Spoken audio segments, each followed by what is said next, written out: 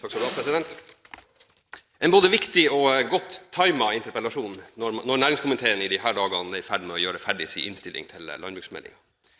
Interpellanten viser i sitt innlegg til at man de siste 50 år har bygd ned ca. 10% av dyrkingsjorda. Og sett i forhold til befolkningsvekst, mattrygghet, forsyning av trygg og sikker mat og behovet for økt matproduksjon, så er dette klart bekymringsfullt. Men president, hvis man i bildet tar med vekstforbedring av det man dyrker, at man over år har fått forbedret agronomi og mer motstandsdyktige og effektive plantesorter, en mer effektiv drift, så ser bildet litt lysere ut. Vi produserer nok betraktelig mer på opparbeidet areal nå enn det vi gjorde for 50 år siden.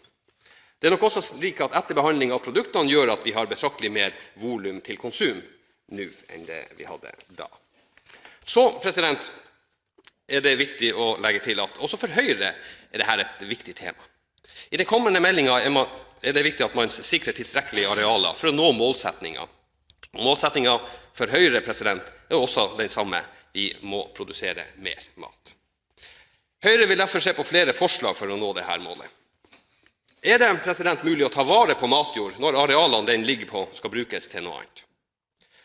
Er det, president, mulig å forbedre eksisterende arealer slik at de produserer enda mer?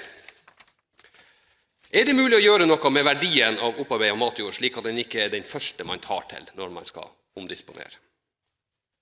President, Høyre ser problemstillingen reist av interpellanten og mener det må være mulig å se på virkemidler for å bøte på problemet. Verdiregulering av arealer kan gjøres ved å stille krav ved bruksendringer.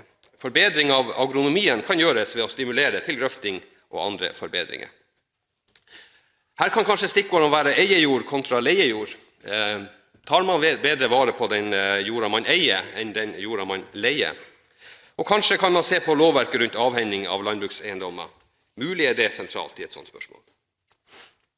President, Høyre ser ikke på mer sentralstyring som løsninger på disse problemene. Sentralstyrt vern fra Miljøverndepartementet har ikke vært et gode for å få mer nydyrket mark, snarere tvert imot, president.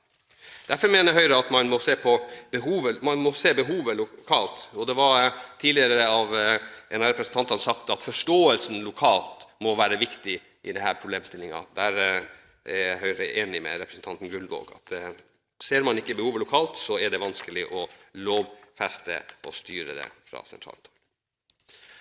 Nydyrking av matjord kan gjøres om man ikke forvalter vernelovverket for rigid, og metoder for å ta vare på den øverste rike matjorda for å bruke den på andre nyanlagte arealer bør være et alternativ man kan se på. Avslutningsvis vil jeg igjen takke interpellanten for å ha reist et viktig spørsmål. Fra Høyre ser vi frem til både konstruktive innspill og gode debatter ved behandlingen av den kommende landbruksmeldingen.